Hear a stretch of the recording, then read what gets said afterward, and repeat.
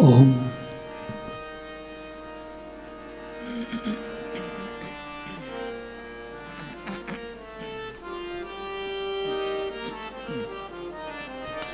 ઓમ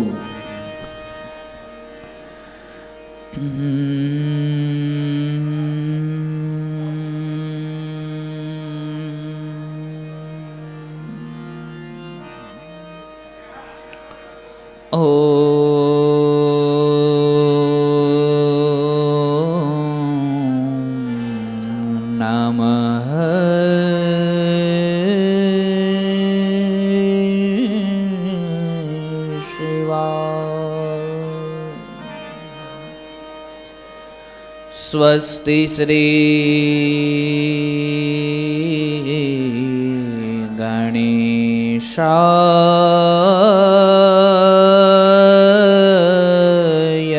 नमः। श्री सरस्वत्यै नमः। श्री सद्गुरुभ्यो नमः।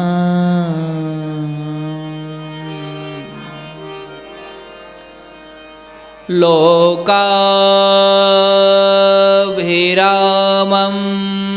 रणरङ्गधीरम्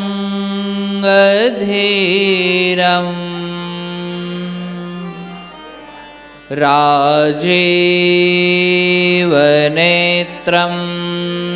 रघुवंशनाथं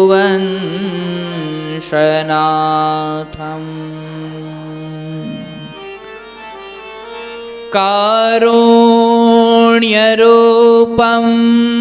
करुणाकरन्तम्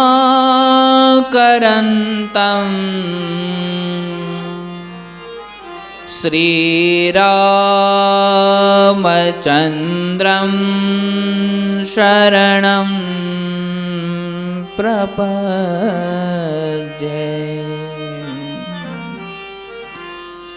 मनोजवं मारुततुल्यवेगम्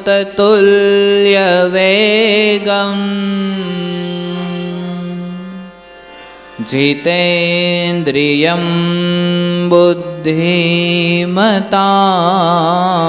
वरिष्ठम् वातात्मजं वानरयूथमुख्यम् श्रीरामदूतं शरणं प्रपद्ये। बोलिए श्री रामचंद्र भगवान की जय। पवन सुत हनुमान जी महाराज की जय। मोवेश्वर महादेव की जय। मोवावारा वाछराडानी जय। द्वारिकाधीश की जय। हरि ओम नमः पार्वती पतये हर हर महादेव। आइए घड़ी दो घड़ी के लिए परमात्मा ना नाम नु स्मरण कर लईए। श्री राम जय राम जय जय राम। श्री राम जय राम जय जय राम। श्री राम जय राम जय जय राम। श्री राम जय राम जय जय राम। श्री राम जय राम जय जय राम श्री राम जय राम जय जय राम श्री राम जय राम जय जय राम श्री राम जय राम जय जय राम रघुपति राघव राजा राम रघुपति राघव राजा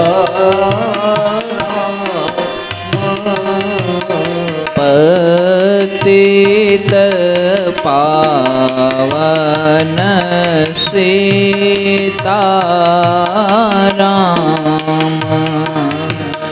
पतित पावन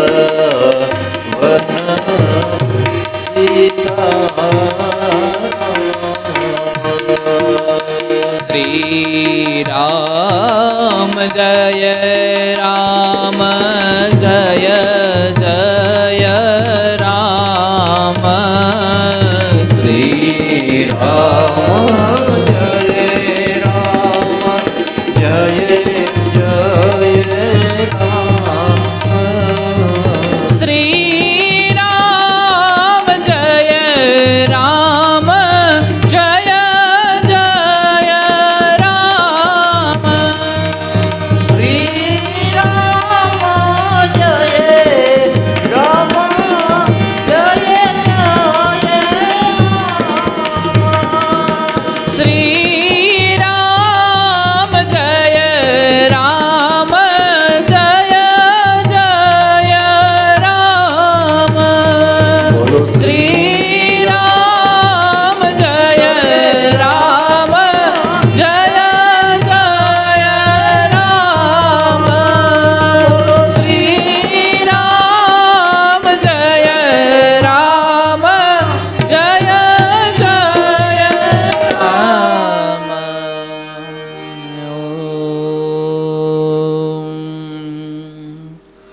रामं स्कन्दं हनुमन्तं वेनतेयं रुकोदरम् शयने यः स्मरे नित्यम्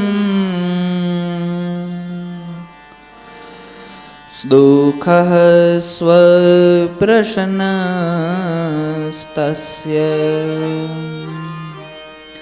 श्रीरामचन्द्र रघुपुङ्गव राजवर्य राजेन्द्र राम रघुनायक राघवेश राजाधिराज रघुनंदन रामचंद्र दासोऽहमद्य भवतः शरणागतोऽस्मि।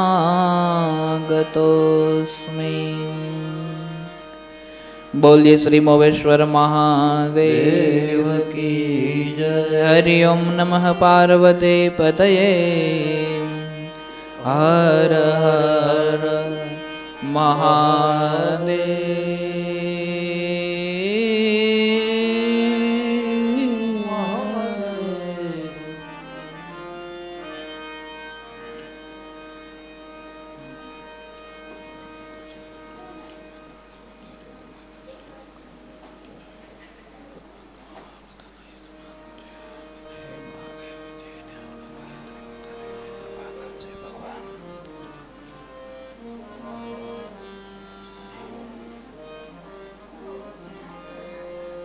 श्रीहरिं परमानंदम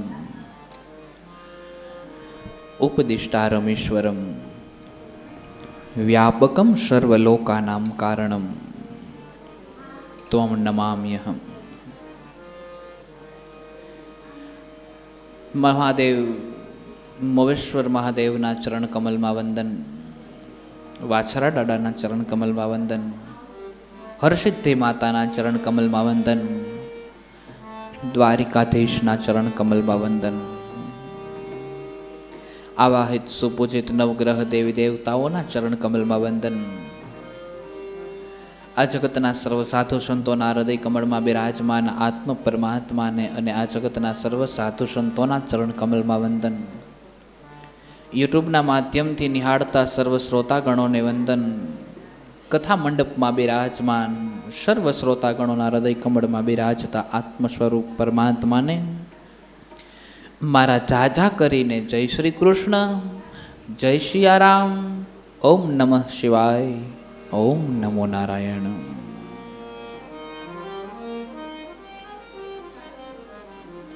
ભગવાનની પરમ પાવની અને દિવ્ય આ કથા એ સુંદર લીલા ઈશ્વરની અને એ પવિત્ર ગુણગાનો એ આપણે ઘણા ઘણા દિવસથી ગાઈ રહ્યા છીએ. ભગવાનની કથા સાંભળતા સાંભળતા, ભગવાનના ગુણ સાંભળતા સાંભળતા અને ભગવાનની વાતો સાંભળતા સાંભળતા આ જીવન કેમ પસાર થઈ જાય કંઈ ખબર ન પડે બાપ. આ દિવસો કેમ પસાર થઈ જાય કોઈ ભાન ના રહે બાપ. અને જ્યારે તમારા મનમાં એમ થાય કે એટલા દિવસ કેમ વીતી ગયા એની મને ભાન નથી રહી, એનો અર્થ એ થયો ભગવાન કે તમારું ચિત્ત એમાં ચોંટી ગયું છે. અને એક વખત આ ચિત્ત એમાં ચોટે અને ચોટે એ પછી તમને એક એ વસ્તુની ભાન નથી રહેતી, પછી ભાવ સમાધિ જાગી જાય છે. પછી ઘણી વખત એવું થાય છે કે આ એટલા વાગે કથા સાંભળવા બેઠા હતા પણ કેમ 1.5 કલાક કે 2 કલાક કે 3 કલાક કેમ નીકળી ગઈ કંઈક ભાન જ ન રહી છે. બાપુ તમે એમ કીધું ને કે છેલ્લે અમે આરતી કરવા ઊભા થઈએ તો અહીંયા ખબર પડી કે લે 6 વાગી ગયા. આ ધ્યાન છે, આ મહત્વ છે, આ જ્ઞાન છે, આ ભક્તિ છે. ઘણી જગ્યાએ કથાઓ કરવા જતા હોય ને પછી કથાના બાદનો જે સમય, ઘણી જગ્યાએ 2 સત્રમાં કથા હોય, ઘણી જગ્યાએ 1 સત્રમાં. અમે મોટા ભાગે 1 સત્રમાં કથા કરીએ છીએ. 3 થી 6 કે 7 એવી રીતને 4 કલાકની કથાનું સત્ર હોય. પછી બાકીનો જે સમય હોય ને એમાં પધરામણી કરવા જતા હોય, કોઈને ઘેર ચા પીવા જાય, પાણી પીવા જાય, ચા પાણી કોઈ જમવાનું હોય, આવી જુદું જુદું બધું હોય. પછી પધરામણી કરવા જાય ને, ગામડામાં ક્યાંય પધરામણી કરવા ગયા હોય ને એટલે ગામડાના માણસને બિચારાને વખાણ કરતા ન આવડે કે બહુ સારું વાંચો છો ને અમને સાંભળવાની મજા આવે, કારણ કે ભોળું હૃદય ને એટલે વખાણ કરતા ન આવડે. પછી એમને ચા પાણી પીવા જાય ને એટલે બેઠા હોય ત્યારે શું કે ખબર એ કે મારો ટાટિયો ક્યાંય ના ટકે પણ તમ મને સોટાડી દીધો. એનો મતલબ કે મને મજા આવી, નકર હું ક્યાંય ટકું નહીં. એમ મારો ટાટિયો કે ક્યાંય ટકે નહીં પણ તમે મને 3 કલાક સોટાડી દીધો. એનો મતલબ કે મને મજા આવી ને 3 કલાક કેમ નીકળી ગઈ એની મને ભાન ના રહી. એનો અર્થ કે એને કથા સાંભળવાની મજા આવી છે, એને આપણી વાણીમાં મજા આવી છે, એને કથા રસમાં આનંદ આવ્યો છે. અને એટલા માટે 3 કલાક ક્યાંયથી ન કરી કે હું ક્યાંય ટકું નહીં એમ આવી ઉપમા આપે. અને આવું પણ જ્યારે સાંભળવા મળે છે ત્યારે પણ આ હૃદયને બહુ આનંદ મળે છે. પ્રભુ ખૂબ આનંદ પ્રાપ્ત થાય છે. સુંદર પરમાત્માનું ચરિત્ર છે, સુંદર ભગવાનની લીલા છે. ઘણી ઘણી જગ્યાએ જતા હોય, ઘણા ઘણા અનુભવો થતા હોય, નવા નવા માણસોને મળવાનું થતું હોય, નવા નવા માણસો સાથે બેસવાનું થતું હોય અને વિવિધ જાતના અનુભવો પણ થતા હોય છે. નહીતર તો અહીંયા તો ઠીક છે કે બધા શાંતિથી ને પ્રેમથી સાંભળે છે, કથામાં વચ્ચે કોઈ અવાજ નથી કરતું, કારણ કે ટાચણી પડે તો અવાજ આવે છે, એવી શાંતિ હોય છે. નહીતર કથાઓમાં મોટા ભાગે પાછળ બેઠા બેઠા વાતો થતી હોય છે કે આમ બધું જોઈ લઈએ, પહેલાં આયોજન આમ નજર કરે, આમ ચારે કોર એક એક વસ્તુ નીરખીને જોવે અને બધું જોવાઈ જાય ને પછી એમ કે નાના નામી છે. અને પછી હળવેકથી બાજુમાં બેઠો હોય ને બાજુવાળાને પૂછે, શું લે વાંચવાનું?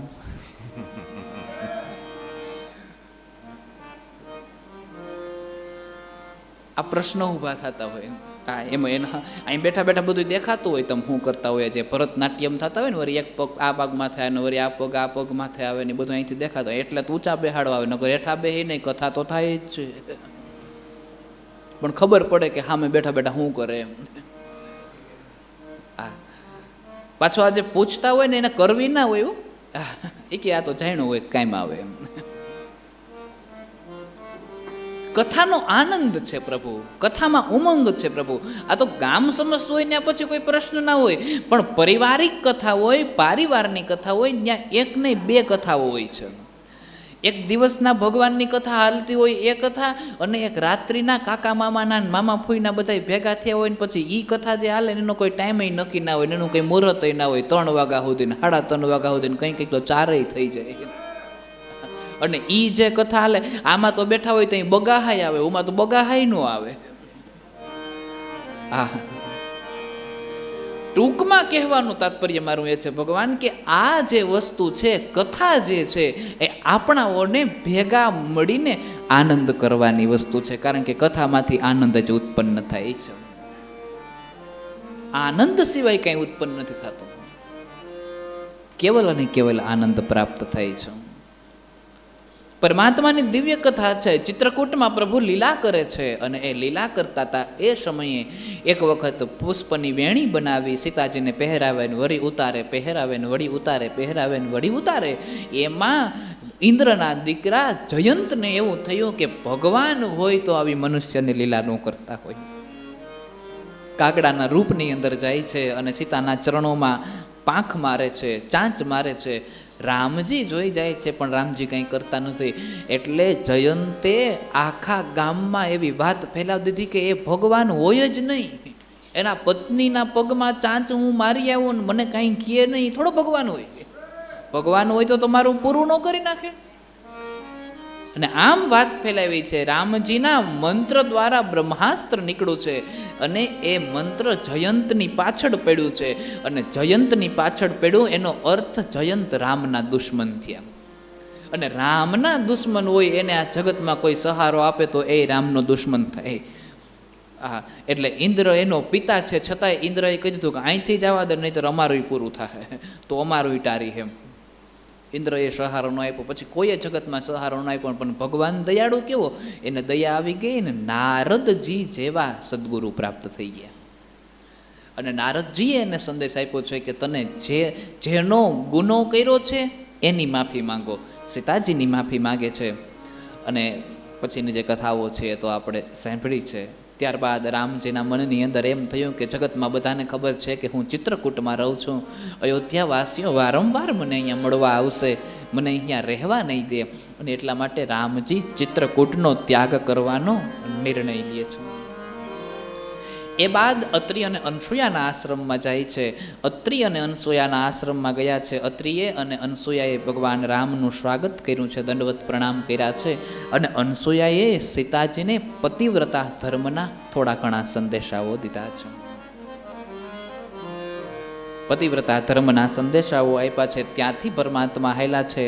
વિરાદનો વધ કર્યો છે અને સરભંગનો ગતિ આપી છે. એ ચર્ચાઓને કરી છે. સુતીક્ષણની સાથે પરમાત્માએ લીલા કરી અને થોડો સત્સંગ કર્યો છે. અગત્ય પાસે ગયા, અને અગત્ય પાસે ગયા ત્યારે અગત્યને પૂછ્યું છે કે મારે એવી પ્રતિજ્ઞા લીધેલી છે કે મારે આ પૃથ્વી ઉપરથી ભૂમિનો ભાર થોડોક ઓછો કરવો છે. કારણ કે રસ્તામાં આવતા વિરાદ ને બધા જે રાક્ષસો છે એને માર્યા ત્યારે રામજીએ પ્રતિજ્ઞા કરી કે આ ભૂમિના ભારને હું ઓછો કરીશ. અને અગત્ય મુનિ પાસે ગયા છે, અને અગત્ય મુનિને જઈને કીધું છે કે હું આ ભૂમિના ભારને ઓછો કરવા માગું છું, પરંતુ શરૂઆત ક્યાંથી કરું એની ખબર નથી પડતી.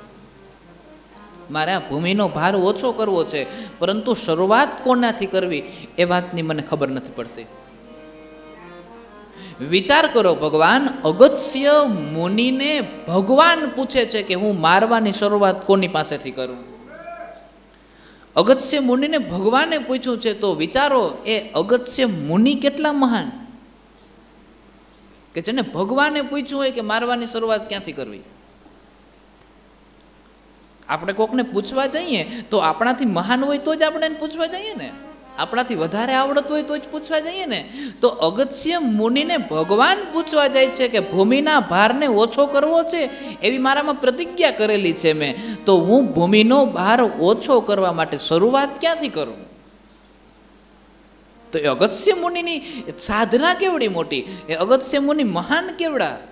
નહીતર પરમાત્મા છે સાધના, એને તો બધી ખબર હોય છે ક્યાંથી કરવું ને ક્યાંથી નહીં, પણ તેમ છતાં પણ સાધના કરેલા વ્યક્તિ પાસે પરમાત્મા પૂછવા જાય છે, ભક્તિ પાસે ભગવાન ઝૂકી જાય છે. અગસ્ત્ય મુનિને પૂછ્યું છે, અગસ્ત્ય મુનિને પૂછ્યું છે એટલે અગસ્ત્ય મુનિએ પંચવટીમાં જવા કહ્યું, અને તમે પ્રભુ પંચવટીમાં જશો ત્યાં તમારી લીલાની શરૂઆત થઈ જશે. પરમાત્મા પંચવટી તરફ જાય છે. વચ્ચે રસ્તામાં જટાયુ મળે છે. જટાયુ સાથે ભગવાનની મુલાકાત થાય છે અને મિત્રતા થાય છે. જટાયુ ભગવાનના મિત્ર બન્યા છે. જટાયુનું નામ જટાયુ પડ્યું છે. શા માટે?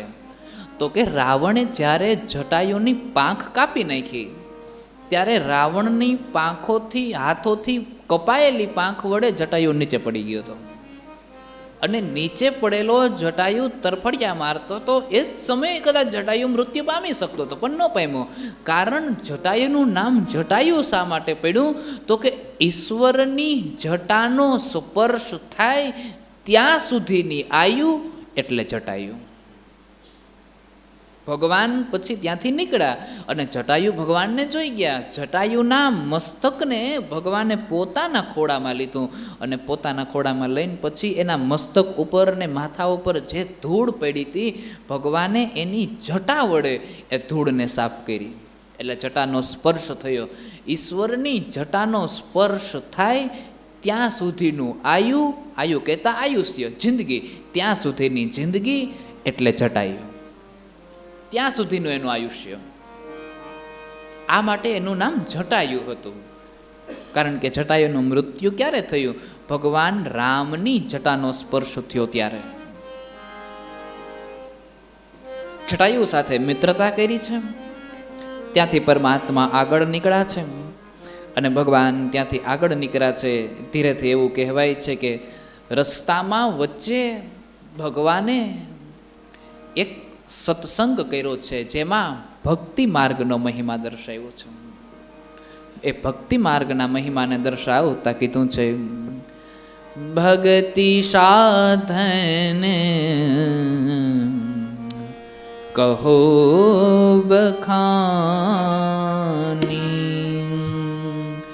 સૌગમ પંથ મોહી પ્રવહી પ્રાણી, પ્રથમ હિ વિપ્રચરણયતિ પ્રીતિ, નિજ નિજ ધર્મ નિરત શ્રુતિ રીતિ. પરમાત્મા ભક્તિ માર્ગની થોડીક ચર્ચા કરે છે, અને ભક્તિ માર્ગની ચર્ચા કરતા પરમાત્મા કહે છે કે હું ભક્તિ માર્ગ વિશે થોડાક વિધાનો વર્ણવું છું. એમાં લક્ષ્મણજીને સમજાવતા સમજાવતા કહે છે કે સાંભળો લક્ષ્મણ, ભક્તિનો પ્રથમ ઉપાય બ્રાહ્મણોના ચરણ પ્રત્યે અતિ પ્રીતિ રાખો. વિપ્ર ચરણ અતિ પ્રીતિ, વિપ્ર કહેતા બ્રાહ્મણ, બ્રાહ્મણોના ચરણોમાં અતિ પ્રેમ રાખો. પ્રથમ હિ વિપ્ર ચરણયતિ પ્રીતિ, બ્રાહ્મણોના ચરણમાં વધારે પ્રેમ રાખો. નિજ નિજ ધર્મ નિરત શ્રુતિ રીતિ, અને તથા એની સાથે સાથે શ્રુતિ, વેદની જે રીતો છે એ વડે પોત પોતાના ધર્મમાં સાવધાન રહેવું. એટલે કે વેદોમાં જે પ્રમાણે કીધું છે એ પ્રમાણે જીવવું. અગ્નિને ભોજન આપ્યા સિવાય જીવવું નહીં, વર્ષમાં એકાદ વખત પિતૃ કાર્ય કરવું, વર્ષમાં એકાદ વખત ભગવાનના નામની આહુતિઓ ઘરમાં અપાવવી, ગાયોને નીણ નાખવું, ગૌશાળાની અંદરથી. અત્યારે ગાય તો એપાર્ટમેન્ટ થઈ ગયા છે, નાના નાના ઘર સગવડ પ્રમાણે ઘરમાં ગાય ન બાંધી શકીએ, પણ એ ગાયના ગૌમૂત્રને ઘરમાં છાંટી તો શકીએ. એને ગાયને ગૌશાળામાં જઈને એને નીણ તો નાખી શકીએ. આ ધર્મ જ છે ભગવાન. એટલે ધર્મ કાર્ય કરવા, પિતૃઓ પાછળ વર્ષમાં એકાદ કર્મ કરવું, શ્રાદ્ધ કરવા, શ્રાદ્ધ નાખવા, આવા બધા કર્મો કરવા.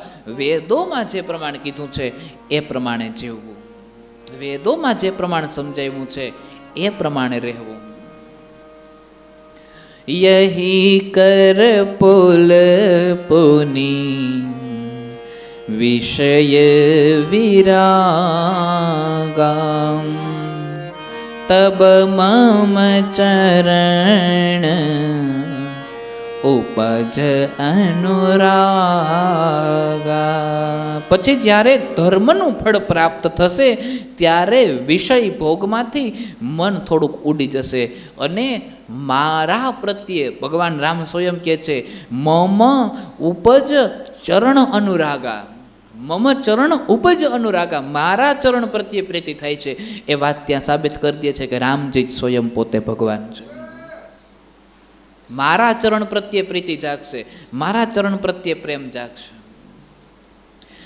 મમ ચરણ તબ ઉપજ અનુરાગા. એ ચરણ પ્રત્યે વધારે પ્રીતિ જાગશે, એ ચરણ પ્રત્યે અનુરાગ જાગશે, એ ચરણ પ્રત્યે કરુણા રહેશે. શ્રવણાદિક નવ ભક્તિ દઢાહી મમ લીલા રત્યતિ મનમાં. માટે શ્રવણાદિ 9 પ્રકારની જે ભક્તિ છે એ દ્રઢ કરી મારી લીલામાં ચિત્ત દઈ પ્રેમ કરો. 9 ભક્તિ દર્શાવી છે, શ્રવણ, કીર્તન, મનન. એમાં ભક્તિમાં સર્વપ્રથમ કોઈ ભક્તિ છે તો એ શ્રવણ છે. શ્રવણ કહેતા સાંભળવું, સાંભળવું ને એ પહેલી ભક્તિ છે. તમે એ ભક્તિ કરવાના માર્ગ પર તમે જ્યારે જાઓ છો ત્યારે ધર્મ જગતમાં જે આગળ વધી ગયા છે એને સાંભળો. કારણ કે તમને સાંભળશો નહીં ત્યાં સુધી તમને ખબર કેમ પડશે, અને ખબર નહીં પડે તમે કરશો કેમ. અને જો એમનેમ તમે હાલશો તો એ તમે ગુરુમુખી નથી, મનમુખી છો. આ જગતમાં હાલી તો ઘણાય નીકળે છે પણ પહોંચતા નથી. પહોંચે છે એ જ જે ગુરુમુખી છે. મનમુખી છે એ હાલી નીકળ્યા છે પણ પહોંચતા નથી, કારણ કે એને મનના વિચારો છે. પણ પહોંચે છે કોણ? તો કે જે ગુરુમુખી છે. પહેલા શ્રવણ કરો અને શ્રવણ થઈ જાય પછી એનું કીર્તન કરો. કીર્તન કર્યા પછી તમે એનું મનન કરો ને પછી જીવનમાં ઉતારો ને એ પ્રમાણે જીવો ને એ પ્રમાણે રહો ને વગેરે વગેરે બધી ચર્ચાઓ છે. ભગવાન નવધા ભક્તિનું વર્ણન કર્યું છે. સંત ચરણ પંકજયતિ પ્રેમા મન ક્રમ બચન ભજન દ્રઢને માં. ગુરુ પિતુ માતુ બંધુ પતિ દેવા સબ મોહ કહ જાની દઢ સેવા. વળી સાધુઓના ચરણ કમળમાં અતિશય સ્નેહ કરવો અને મન કર્મ તથા વચનથી ભજનનો દ્રઢ નિયમ કરવો. વળી ગુરુ પિતા માતા ભાઈ સ્વામી તથા દેવતાઓને સકળાઓના મારા રૂપ જાણી અને તેમની દ્રઢ સેવા કરવી. અર્થાત ઘરમાં રહેલા માત પિતાની તમે સેવા નથી કરતા અને મંદિરે તમે ડુંગરા ચડવા જાઓ છો, કોઈ દી નથી પહોંચતું ભગવાન. પેલા માતાજી પછી પિતાજી પછી લેશું ગુરુજી પ્રભુજીનું નામ રે મારે નથી જવું તીરથધામ. ઘરમાં રહેલા જે માતા પિતા છે એની સેવા નથી થતી અને તમે બહાર દાન દેવા જાઓ છો, કોઈ દી નથી હાલતો. દાનનો નિયમ છે પ્રભુ પહેલાં ઘરથી શરૂઆત કરીએ. પહેલાં સ્વનો ધર્મનો નિયમ છે, દાનનો નિયમ છે. પહેલાં પોતાનું કલ્યાણ, પોતે જો હશે તો દાન કરી શકશે, પોતે જ નહીં હોય તો દાન કઈ રીતે કરે? ધર્મ છે એ શરીરનો ધર્મ પહેલો ધર્મ છે. તમારું શરીર જીવિત હશે તો તમે દાન પુણ્ય કરી શકશો. તમારું શરીર જ નહીં હોય તો તમે દાન પુણ્ય કઈ રીતે કરશો? શરીરનો ધર્મ પહેલો ધર્મ છે.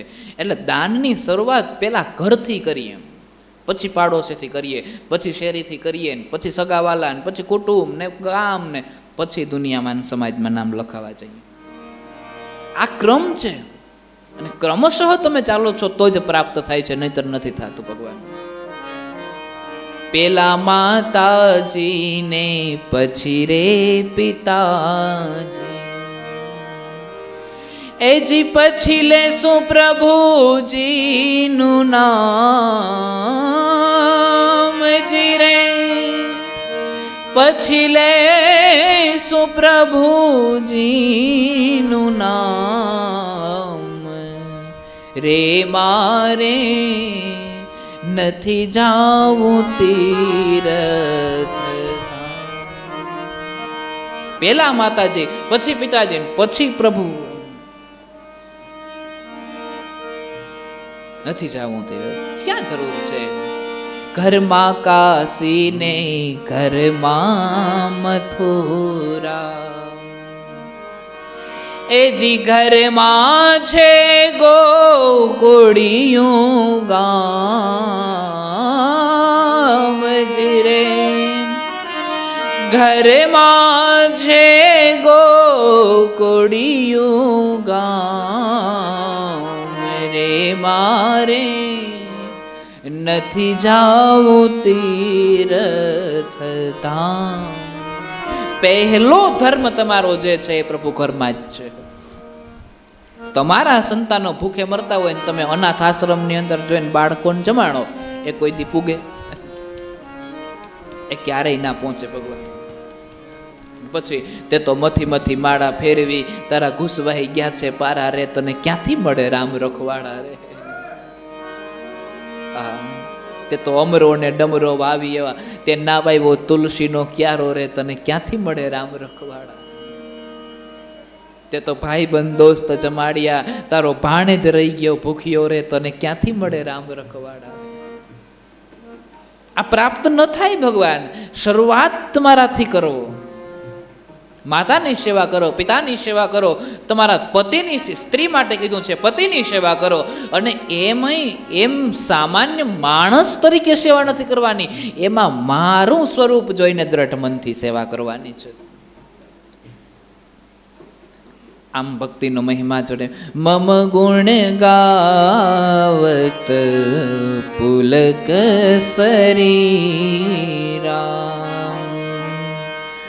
ગદ ગદ ગીરા નયન વહનીરા.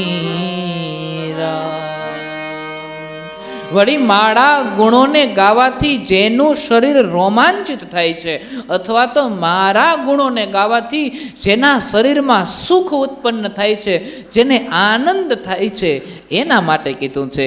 વળી ગદગદ થાય છે, એના નેત્રમાંથી જળ વહેવા લાગે છે. તેમજ એ વાહલા કામાદિ અભિમાન તથા પાખંડ ન હોય તેને હું નિરંતર વશ રહી રહું છું, તેને હું એને વશ થઈને રહું છું. લક્ષ્મણ ત્યાં સર્વસ્વ પ્રકારની ભક્તિની મહિમાને સાંભળી છે. ભક્તિના મહિમાને સાંભળો છે. જ્ઞાન વૈરાગ્ય રામચંદ્રજી પ્રસન્ન થયા અને લક્ષ્મણજીએ અત્યંત સુખ પામ્યા છે અને ભગવાનના ચરણમાં શિર નમાવી અને સાંભળવાથી સંદેહ દૂર થયા છે. જ્ઞાનની પ્રાપ્તિ થઈ છે. પંચવટીમાં પ્રવેશ કર્યો છે. પંચવટીમાં પ્રવેશ કર્યો છે. એક સમયની વાત છે. રામજી પોતાનું કામ કરે છે, લક્ષ્મણ પોતાનું કામ કરે છે અને સીતા પોતાનું કામ કરે છે. એ સમયે ત્યાંથી રાવણની બહેન સુડપંખા એનાથી પસાર થાય છે. सुरपण रावण की बहिनी दृष्ट हृदय दारुणे जशियहिनी पंचवटी सो गई एक बारा देखी बिकल भय जुगल कुमारा शूर्णपंखारावण की बहनी दृष्ट हृदय दारुण જસ્યહની.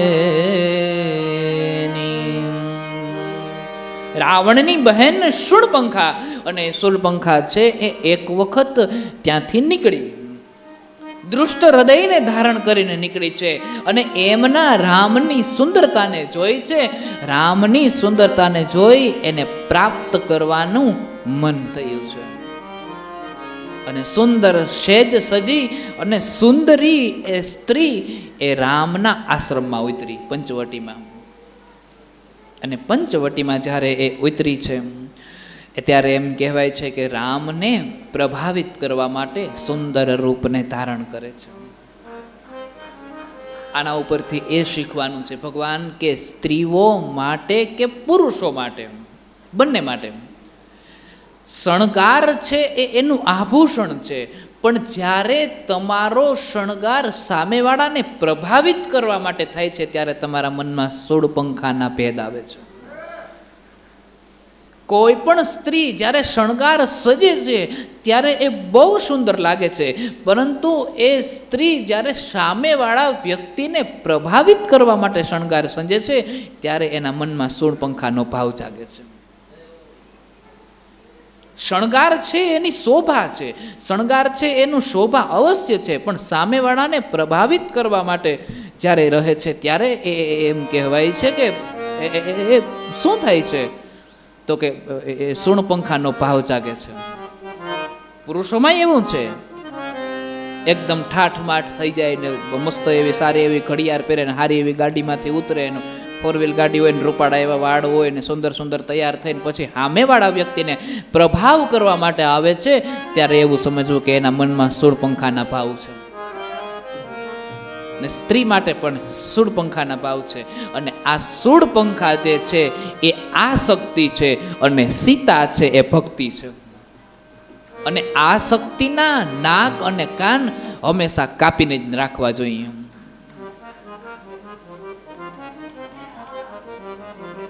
અને આસક્તિના નાક અને કાન જો ન કપાય તો આસક્તિ નુકસાનદાયક છે. શૂળપંખા છે એ આસક્તિ છે, અને સીતા છે એ ભક્તિનું સ્વરૂપ છે. ભક્તિ આપણને મજબૂત કરે છે, અને આસક્તિ છે એ આપણને ભાંગી નાખે છે. હા, તમે જ્યારે આસક્તિના ચરણે જાઓ છો ત્યારે એ આપણને ભાંગી નાખે છે. આપણા હાથ પગ ભાંગી નાખે ને પછી એમ કે હવે તમારે જવું હોય તો જાઓ. હા, હાથ પગ ભંગાઈ જાય પછી કેમ જવું, પછી કેમ હાલીને નીકળવું. અને જ્યારે ભક્તિ છે એ ભાંગી નાખે છે, પણ મનથી મજબૂત કરી દે છે કે કાંઈ ન હોવા છતાં પણ જ્યાં જવું હોય ત્યાં પહોંચી જવાય છે. આસક્તિ હાથ પગ ભાંગી નાખે છે, ને ભાંગીને પછી આપણે કે હવે તમે તાર વયા જાઓ, પણ હાથ પગ છે ને તો જાવું કેમ, એ ભાંગી નાખે છે. અને ભક્તિ આપણને મજબૂત કરે છે, ભક્તિ આપણને કઠોર કરે છે. એમ શૂળપંખા છે એ આસક્તિનું રૂપ છે. સુંદર બની અને પધારી છે. અને એવું કહેવાય છે કે રામજી પાસે ગઈ, અને રામજી પાસે ગઈ છે, અને ત્યારે રામજીએ કીધું કે મારા તો વિવાહ થઈ ગયા છે ને, જો પેલી સામે સ્ત્રી છે ને એ મારી પત્ની છે, એટલે તારે એની દાસી થઈને રહેવું પડે, અથવા તો એનાથી નાના પદે રહેવું પડે. એટલે તું એક કામ કર, અહીંયા મારો ભાઈ કુંવારો છે. ઘણા એમ કે છે કે રામજી એવું કીધું કે લક્ષ્મણ કુંવારો છે, પણ એમ નથી કીધું. રામજી એવું કે છે અહીંયા મારો ભાઈ કુંવારો છે. હા, એટલે કે વનમાં એની સાથે સ્ત્રી નથી એમ. લગ્ન તો એનાય થઈ ગયા છે, લગ્ન તો એનાય થઈ ગયા છે, પણ અહીંયા કુંવારો છે એમ. એટલે એની પાસે જા. અને શૂર્પણખા એની પાસે જાય છે. એનો મતલબ એના મનની અંદર કામ વાસના હતી, પ્રેમ નહોતો.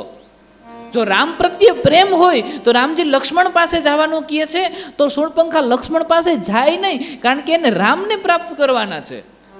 પણ આ તો લક્ષ્મણ પાસે ચાલી જાય છે, કારણ કે એના મનમાં કામ વાસના છે, પ્રેમ નથી. અને રામ શૂર્પણખાને લક્ષ્મણ પાસે મોકલીને સમાજને એવું કહેવા માંગે છે કે હું ભગવાન છું, લક્ષ્મણ મારો ભગત છે, પહેલા મારા ભગતને ફસાવી જો, પછી મને ફસાવવા આવજે. ભગવાન ભગતને નથી ફસાવી શકતા. આ શક્તિઓ ભગતને પણ ફસાવી નથી શકતી. અને એટલે કીધું છે કે પહેલા ભગતને ફસાવવાનો પ્રયત્ન કરી લેજો, એ ફસાઈ જાય તો હું ફસાઈ જઈશ. અને આ શક્તિઓ ભગતને પણ નથી ફસાવી શકતી. એટલે શૂર્પણખા લક્ષ્મણ પાસે ગઈ.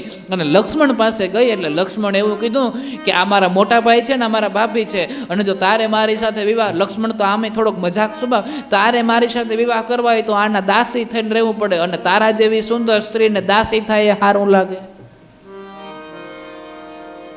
વખાણ કર્યા. અને પછી વખાણ કરીએ એટલે તો પૂરું. અને આ જોઈ શૂર્પણખા ફરી પાછી રામ પાસે જાય છે, અને રામ વળી લક્ષ્મણ પાસે મોકલે, લક્ષ્મણ રામ પાસે મોકલે, ને આમ જાય એકાબીજા પ્રત્યે સામસામે મોકલે છે. શૂર્પણખાને ક્રોધ આવ્યો છે, અને ક્રોધથી એ શૂર્પણખાના મનની અંદર એવું થયું છે કે આ જે કાંઈ પણ થાય છે આનાથી થાય છે, સીતાથી. એટલે એક કામ કરીએ, સીતાને જ ઉપાડી લઈ, વાર્તા પૂરી થાય. સીતાની સમક્ષ જ્યાં જાય છે, અને સીતાની સમક્ષ જ્યાં શૂર્પણખા જાય છે, સીતા ભયથી ડરી ગઈ છે. રામજીએ લક્ષ્મણને ઈશારો કર્યો, અને લક્ષ્મણે ઈશારા કરવાથી સમજી ગયા, અને રામજીએ નાક ને કાનને કાપી નાખ્યા તલવારથી. કોઈએ લક્ષ્મણજીને પૂછ્યું કે તમે શૂર્પણખાના નાક કાન કાપ્યા? લક્ષ્મણ કે હતા જ ક્યાં, આ શક્તિને નાક કાન હોય જ નહીં. લક્ષ્મણજી કે હોય તો કાપું ને, આ તો મેં તો એને આપ્યા, કાપ્યા નથી, એને હતા જ નહીં. કારણ કે નાક કાન હોય તો એ સ્ત્રી ચરિત્રને દેખાડી અને પ્રાપ્ત કરવાના પ્રયત્ન ન કરે. એને નાક કાન છે જ નહીં.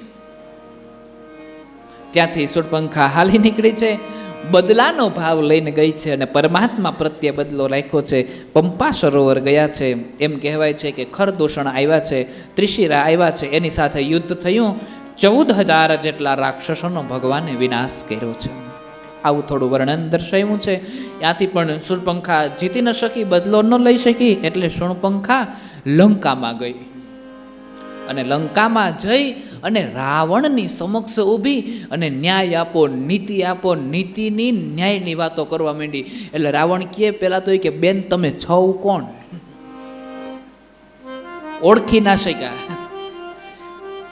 નાકને કાન કપાઈ ગયા ને ઓળખી નથી શક્યા એવું નથી, પણ એના મોઢામાંથી ન્યાયની નીતિની વાતો નીકળે છે ને, એટલે રાવણ પૂછે છે કે તમે કોણ છો એમ.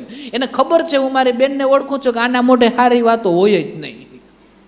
આપણે આપણા ઘરના સભ્યોને ઓળખતા હોય ને, આપણા ઘરના સભ્યો જ્યારે કંઈક સારી વાતો કરે, આપણે અમુક માણસોનો એ અમુક વાતો કરે એટલે આપણે એમ થાય કે મગજમાં ફેર પડી ગયો.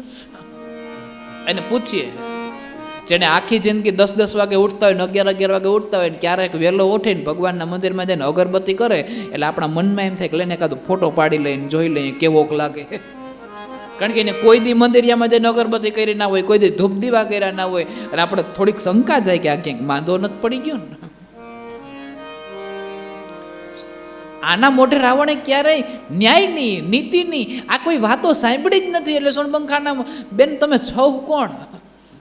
કારણ કે ન્યાયને નીતિની વાત કરો છો.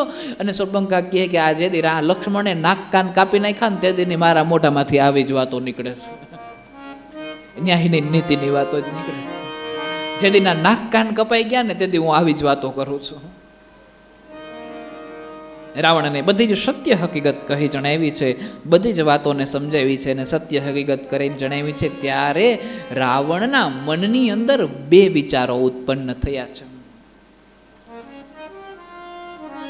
બે વિચારો ઉત્પન્ન એ થયા છે કે માણસ આખી જિંદગી એવું કર્યા કરે છે કે હું પછી ભજીશ, પછી ભજીશ, પછી ભજીશ, એ ક્યારેય ભગવાનને ભજી જ નથી શકતો, કારણ કે એના મનમાં ભજવાનો ભાવ જ નથી, પછીનો ભાવ છે. એમ ભગવાન સામે આવીને ઉભા છે. રાવણ ખુદ જાણે છે કે આનાથી મારો ઉદ્ધાર છે, અને રાવણે ક્યારેય કોઈને શરણાગત થયો નથી, કોઈના ચરણમાં મસ્તક નમાયું નથી. એટલે રાવણને આપવાનો સ્વભાવ છે જ નહીં, એને લેવાનો સ્વભાવ છે. એટલે રાવણના મનમાં પહેલો વિચાર આવ્યો કે સીતાનું હરણ કરી લઈએ, કારણ કે એને આપવાનો સ્વભાવ નથી. માણસ આજીવન એમ કરે કે હું પછી ભગવાનનું નામ લઈ લઈશ, પછી રામ નામ બોલી લઈશ, પછી રામ નામ બોલી લઈશ. પણ એની પ્રેક્ટિસ તો હોવી જોઈએ ને. ડાયરેક્ટ 60 વર્ષે માળા લઈને બેસીએ તો મણકો ફરે. એની આદત હોવી જોઈએ, એની ટેવ હોવી જોઈએ. અને આ ટેવ ન હોય તો કેમ મણકા ફરે ભગવાન? અને આ મણકો નથી ફરતો. એટલે રાવણ પણ એને આ જીવન કોક પાસેથી લૂંટવા સિવાય બીજું કંઈ કામ નથી કર્યું. એટલે રાવણના મનની અંદર એને ખબર છે કે રામથી જ મારો ઉદ્ધાર થવાનો છે, કારણ કે રાવણ સમજી ગયો હતો કે ખર દૂષણને ને ત્રિશિરાને મારી શકે એ વ્યક્તિ મને મારી શકે, એનાથી જ મારો ઉદ્ધાર થવાનો છે. પણ રાવણ સમજી, પણ એને આ શરણાગત નથી લીધું. એણે તો એમ કહેવાય છે કે આ માળાનો મણકો ડાયરેક્ટ જેમ ફેરવવાની વાત છે ને, એવો વિચાર કર્યો છે, સીતાનું હરણ કરી લઉં, કારણ કે લૂંટી લેવાનો સ્વભાવ છે રાવણનો. અને બીજો વિચાર એના મનમાં એમ આવવું કે આ તો કાગને બેહવું ને ડાળને ભાંગવું, આ ખરનો દૂષણનો ને આ મનમુખી વિચાર છે, ગુરુમુખી નથી હો, મનમુખી. આનો મતલબ એવો થયો કે રાવણ મનમુખી હતો, ગુરુમુખી નહોતો? નહીં, રાવણ ગુરુમુખી હતો. ગુરુ કોણ હતા? તો કે મહાદેવજી. પણ ગુરુમુખી હોવા છતાં પણ રાવણને એટલું અભિમાન હતું કે હું મહાદેવનો શિષ્ય છું ને, એમાં મહાદેવનું મોટું ભાગ્ય છે. એટલે મહાદેવનું ભાગ્ય, મહાદેવ જેવા એને ગુરુ પ્રાપ્ત થયા છે એવું નથી વિચારતો, પણ એ એમ વિચારે છે કે મહાદેવને મારા જેવો ચેલો, ઘણા ચેલાને એવું હોય કે મારા જેવો ચેલો તમને મળે ક્યાંથી? એટલે આ ના મળે ભાઈ, તારા જેવો ના મળે. ઘણા શિષ્યના મનની અંદર એવો ઉત્પાત હોય કે મારા જેવો આને પ્રાપ્ત ના થાય. એ તો એના ભાઈ ખોલ્યા કે હું એને ચડ્યો લે, જાણે તું એનો ચલો થઈને ગુરુમાં ત્યાં ઉપકાર કર્યો હોય એવું. એમ રાવણના મનની અંદર એવું હતું કે મેં મહાદેવને ઉપાડે લીધા, એટલે મહાદેવ ભાગ્યશાળી છે કે હું એને પ્રાપ્ત થયો. એટલે રાવણ એમ વિચારે છે કે ખર દૂષણ ત્રિશિરાને આ બધાનું મરવાનો સમય હતો, અને એ સમયે રામજી ત્યાં ગયા ને એને માર્યા, એટલે બાનાધારી થયા છે અને જગત ડરી ગયું છે. ઘણાના સ્વભાવ આવા હોય છે, જ્યાં દાઢ ભાંગવાની હોય એ જગ્યાએ જઈને દાઢને ખેંચે એટલે ગામને એમ થાય કે આ માણસે બહુ મહેનત કરી હો, દાઢ ભાંગીને. અરે ભાંગલ જ હતી, ખાલી ખેંચવા નથી, બાકી હતી તો ભાંગલ. એમ રાવણ આ મનમુખી વિચાર છે કે એનો તો મરવાનો સમય આવી ગયો હતો અને ભગવાન એને મારી. વિચાર કર્યો છે, સીતાના હરણ કરવાનો વિચાર આવ્યો છે. મામા મારીચ પાસે ગયો છે. આ દુનિયામાં બે મામા ખતરનાક છે, એક કંસ અને એક મારીચ. મામા મારીચ પાસે ગયો છે. કંસ છે એ સમજી ના શીખ્યો, મારીચ છેલ્લે સમજી ગયો તો પાછો. રાવણ મારીચ પાસે ગયો અને મારીચ પાસે માયા હતી, અને મારીચને જઈને કીધું કે તું માયાવી મૃગલાનું સ્વરૂપ ધારણ કર અને માયા વડે રામને મોહિત કર, રામ તારામાં મોહિત થઈ જશે, પછી હું સીતાનું હરણ કરીને વહી આવીશ. અને આમ જ્યાં કીધું છે ત્યાં મારીચે ઊંચા હાથ કરી લીધા કે નહીં હો ભગવાન, આપણો મેળ ના પડે. વિશ્વામિત્ર આયરે જ્યારે ફરવા નીકળ્યા ને બાળક હતા ને તોય એક ફણા વગરનું બાણ માર્યું હતું ને 100 યોજન દૂર નાખી દીધો હતો. અને હું અટાણે હજી કીડા મકોડાની જેમ જીવું છું. આપણે ત્યાં મરવા જવાનું થતું નથી. એની સામે જાઉં તો આ તો હાથે કરીને યજ્ઞ કુંડમાં હોમાવા ગયા એવું થાય. બલીનો બકરો હું, આપણે કાંઈ કરવાનું થતું નથી, રાવણ કહે. અને રાવણ કહે જો તું રામની સામે માયા ઉત્પન્ન નહીં કરે તો હું મારી નાખી. હવે મારી જ બે બાજુથી હલવાના, જો અહીંયા જાય તો રામ મારી નાખે અને અહીંયા જાય તો રાવણ મારી નાખે. પછી મારી જે વિચાર કર્યો કે રાવણના હાથે મરવું એના કરતાં રામના હાથે મરવામાં શું ખોટું? રાવણના હાથે મરવું એના કરતાં રામના બાણ વરે મરું તો એમાં શું ખોટું? અને એટલા માટે મારીચ છે એ માયાવી મૃગલાના સ્વરૂપને ધારણ કરે છે. અને માયાવી મૃગલાના સ્વરૂપને ધારણ કરે ને પછી એ જંગલની અંદર જાય છે. સુનહુ પ્રિયાવ્રત, આની વચ્ચે એક લીલા થાય છે પાછી. હા, સુનહુ પ્રિયાવ્રત રુચિર સુશીલા. શ્રી રામ જય રામ જય જય રામ. મેં કछु કર બલલિત નર લીલા. શ્રી રામ જય રામ જય જય રામ. तुम पावक मोह करहु निवासा. श्री राम जय राम जय जय राम.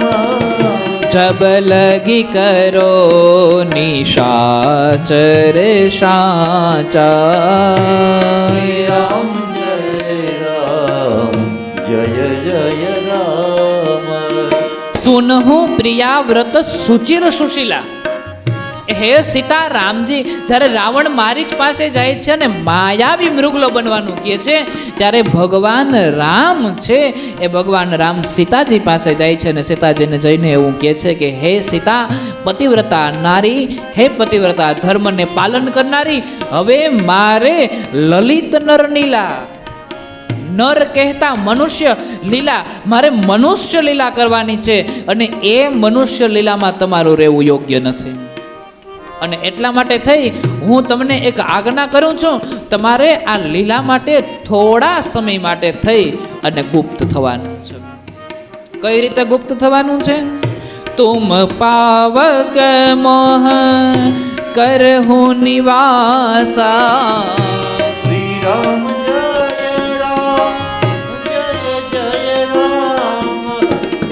जब लगी करो निशाचर चानासा. श्री राम जय जय राम. तुम पावक मह करहु निवासा. पावक कहता अग्नि.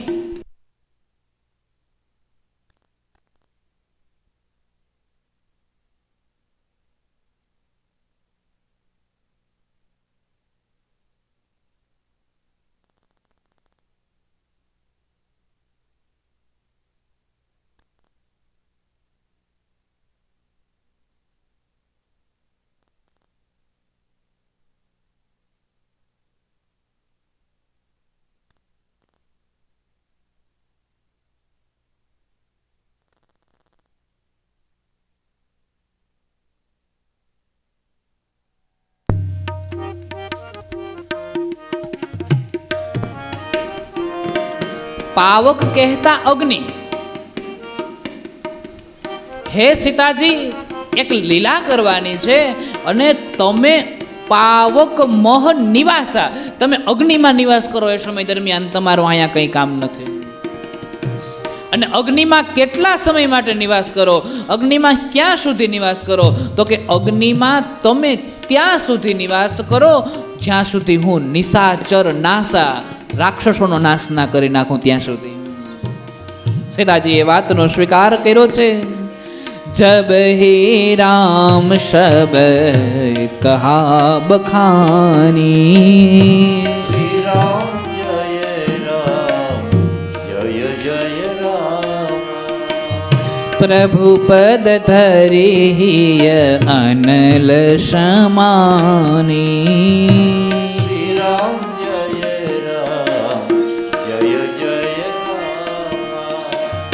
निज प्रतिबिंब राखी तह सीता. श्री राम जय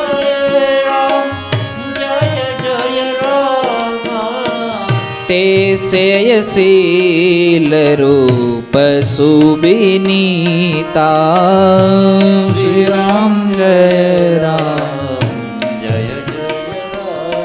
જ્યારે રામચંદ્રજીએ આમ સર્વ સમજાવ્યું છે ત્યારે સીતાજીએ ભગવાનના ચરણોના હૃદયમાં ધારણ કરી અગ્નિમાં પ્રવેશ કર્યો છે અને તથા પોતાની બીજી છાયા આના સરખો જ નમ્રશીલ સ્વભાવ હતો અને એને ત્યાં રાખી દીધા છે. અગ્નિમાં સમાવેશ થયો છે અને પોતાના સમાન એક બીજો સ્વભાવ તરીકે એમ કહેવાય છે કે ત્યાં પોતાની છાયા રાખી દીધી છે અને પોતાના સમાન છાયા રહી છે.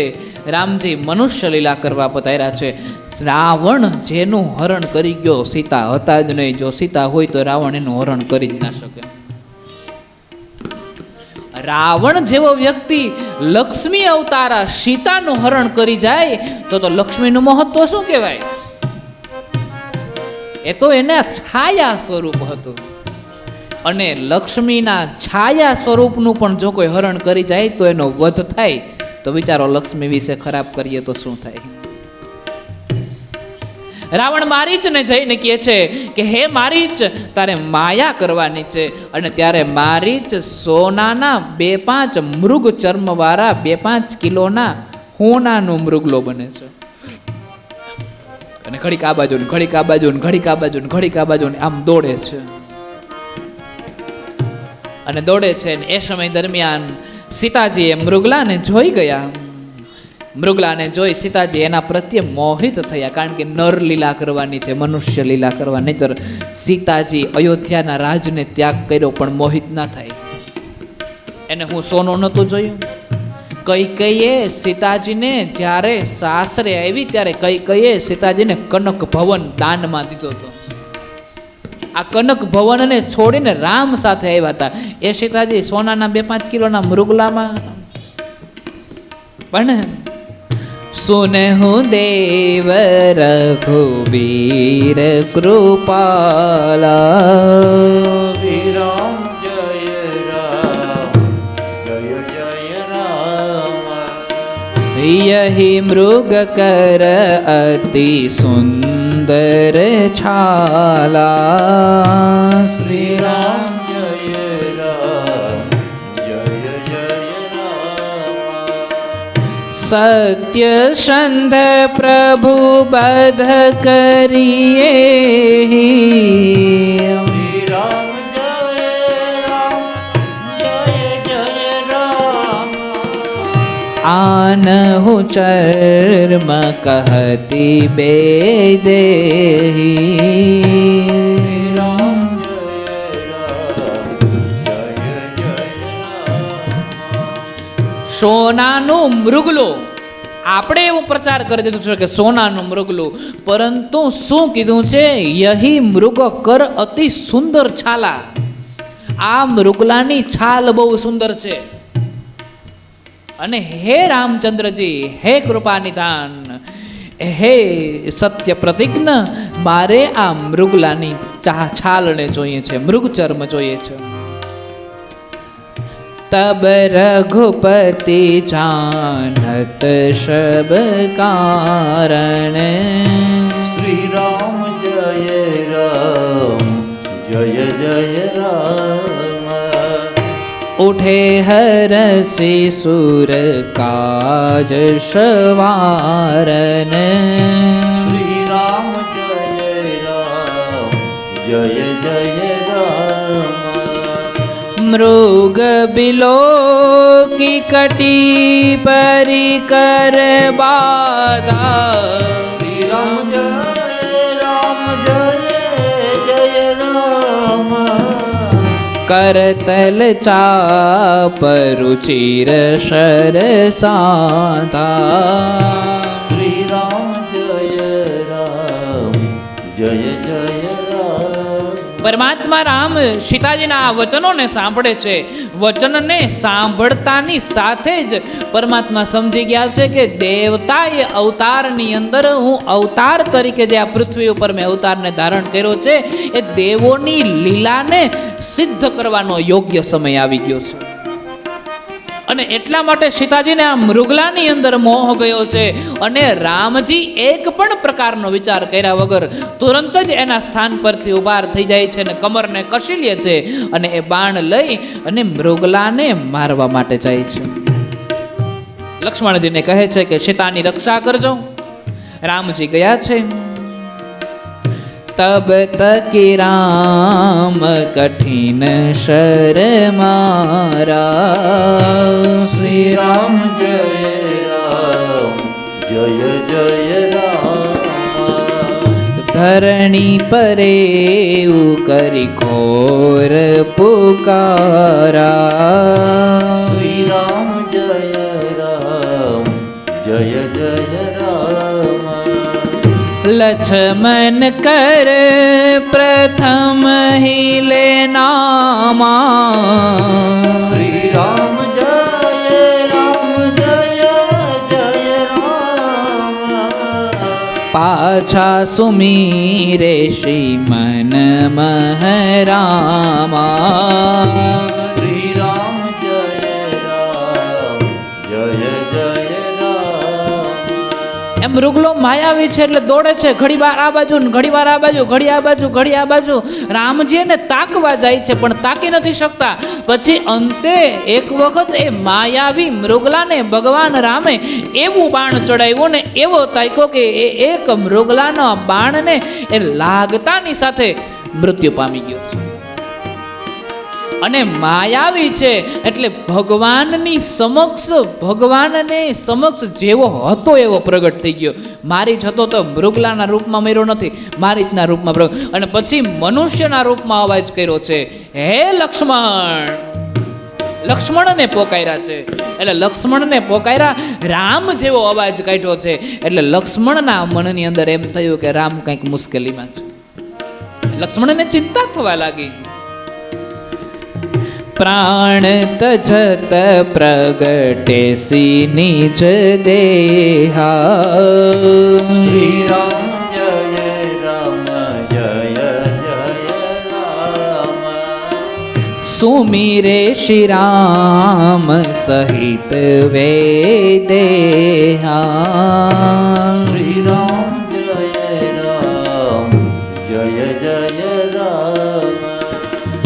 અંતર પ્રેમ તાસુ પહેચાના. શ્રી રામ જય રામ જય જય રામ. મુનિ દુર્લભ ગતિ દિન સુજાના. શ્રી રામ જય રામ જય જય રામ. પ્રાણ છોડતા જ મારીચ રાક્ષસી અવતારમાં જે હતો એ જ અવતારમાં ભગવાન સામે પ્રગટ થઈ ગયો. અને એટલા માટે મુનિઓને પણ દુર્લભ હોય એવી ગતિ ભગવાને મારીચને આપી. રામચંદ્રજીએ સીતાજીને અગ્નિમાં જવાનું શા માટે કહી દીધું? કારણ કે જ્યારે હું રાક્ષસોને મારવા જઈશ ત્યારે સીતાજી તમારે એવું બોલવાનું છે કે એને મારી નાખો, મારી નાખો, મારી નાખો. પણ સીતાનો સ્વભાવ મારવાનો નથી. અને તમે જો મારી સામે હશે તો તમે એમ કહો ભગવાન એને તારી નાખો, અને તમે કહો એટલે મારે તારવા જોહે. એટલે એના કરતાં તમે એક કામ કરો, તમારે રહેવું જ નથી, તમે અગ્નિમાં વયા જાઓ. કારણ કે મારી નાખો આમ કેવું એવો સ્વભાવ સીતાજીનો છે જ નહીં. એનો સ્વભાવ તો તારવાનો છે. અને તમારાથી તારી નાખો એમ બોલાઈ જાય તો મારે એને તારવા જો. એટલે ભગવાને એને અગ્નિમાં મોકલી દીધા અને એની છાયાને બહાર કાઢી છે. મારીચ હરણાના રૂપમાંથી એ એના અસલ રાક્ષસી સ્વરૂપની અંદર પ્રગટ થયા છે. એ રાક્ષસી સ્વરૂપની અંદર પ્રગટ થયા એટલે જેવા હતા એવા પ્રગટ થયા છે. અને ભગવાનને આપણે જેવા છીએ એવા જ ગમીએ છીએ, બનાવટી રૂપ નથી ગમતું. આ તો મંદિરે જાય ત્યારે એટલી ઘડી થોડીક વાર માટે ડાયા ડમરા થઈ જાય. હા, અને પછી બહાર નીકળી એટલે વરી પાછા હતા એ ના એ. હા, આપણા 5 રૂપિયા હાટું થઈને કોકના 500 બગાડીએ એ પાછા હતા. ભગવાનને એ સ્વરૂપ નથી ગમતું. ભગવાનને કેવું સ્વરૂપ ગમે છે? તો કે જેવું છે ને એવું. એટલે મારીચ હતો એ જ સ્વરૂપની અંદર પ્રગટ થઈ ગયો, એટલે હતા એ સ્વરૂપની અંદર પ્રગટ થઈ ગયા. ભગવાને એને એવી ગતિ આપી કે જે ગતિ મુનિઓને પણ દુર્લભ હોય. એ બાદ લક્ષ્મણજી થોડા ચિંતિત થયા છે. સીતાજી કહે છે કે તમે જઈને રામની રક્ષા કરો, તમારા ભાઈની રક્ષા કરો. પણ લક્ષ્મણ કહે તમને છોડીને કઈ રીતે જવા? અને ત્યારે સીતાજી થોડાક મર્મ વચન બોલે છે, કડવા વચન નથી બોલતા કે તમને તમારા ભાઈની પડી નથી કે આમ કે તેમ, એવું કડવા વચન નહીં, મર્મ વચન બોલ્યા. અને મર્મ વચન પાછળનું કારણ શું છે? મરમ બચન સીતા જબ બોલા, શ્રી રામ જય રામ જય જય રામ. હરિ પ્રેરિત લક્ષ્મણ મન ડોલા, શ્રી રામ જય રામ જય જય રામ.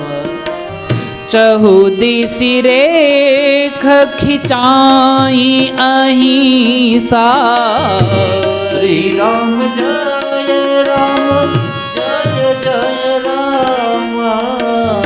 બાર બાર નાયવું પદ શીસા, શ્રી રામ જય રામ જય જય રામ. તમારે તમારા ભાઈની રક્ષા કરવી જોવી જોઈએ, અને તમારે અહીંયા ફળ તમારે એની પડી નથી, એમાં કડવા વચન નહીં પણ મર્મ વચન બોલે છે. મર્મ વચનનો અર્થ એવો થાય, હે લક્ષ્મણ, મને પણ ખબર છે કે રામને કંઈ થવાનું નથી, પણ સીતાજી કહેવા એવું માગે છે કે હે લક્ષ્મણ, તમે રામ પાસે રામની રક્ષા કરવા માટે જાઓ તો હું એકલી પડું તો રાવણ આવે, અને તો રાવણ આવે તો મારું હરણ કરીને લઈ જાય, અને મારું હરણ કરીને લઈ જાય તો ભગવાન રામનો જે અવતાર કાર્ય છે એ અવતાર કાર્ય કંઈક સિદ્ધ થાય.